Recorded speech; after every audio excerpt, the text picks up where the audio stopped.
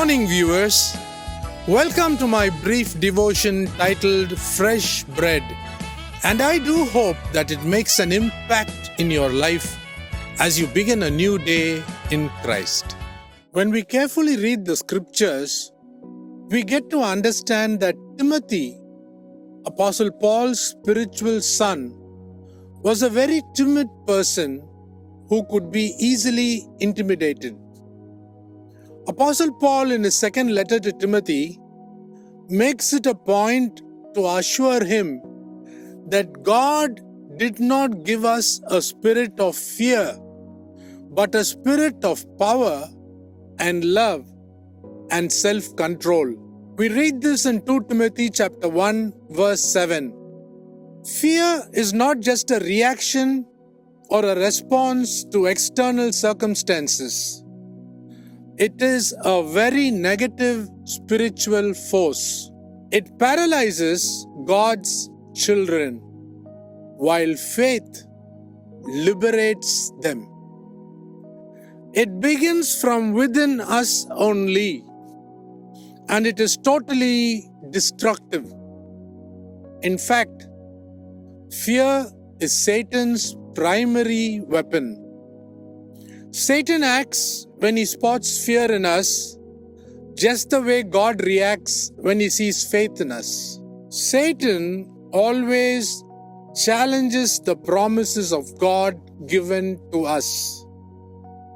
An excellent example of the spirit of fear is found in the Gospel of Matthew, chapter 14, verses 22 to 33, where Peter walked on water. When Jesus Christ invited Peter to come to him walking on water, Peter did walk by faith on water. But when he saw the boisterous winds and the waves, he became afraid. Beginning to sink, he cried out saying, "Lord, save me!" Matthew chapter 14, verse 30. Peter's faith enabled him to walk on water. But when he saw the wind, he became fearful. It wasn't the wind that defeated him, it was his fear of it. He looked at the circumstances instead of remaining focused on Jesus Christ and sank. If Peter had only continued to keep his focus on Jesus, his faith would not have taken a beating. All the blustering and the blowing of the winds could not have pushed him off the course. Faith is mustered by meditating on God's word, but fear is developed by meditating on Satan's lies. Such fearful meditation has a term. It is simply called worrying. The Word of God is the sword of the Spirit. Use it to fight Satan every time he comes against you. Hold up your shield of faith and quench all his fiery darts aimed at you.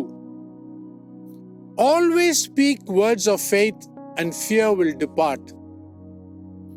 There is a fearless, abundant life in Christ for every believer. We should never give in to the spirit of fear, lest we become a sitting duck to the devil. Once again, let me finish this devotion with an encouraging thought. Fear paralyzes, but faith liberates. Think about this. Have a great day.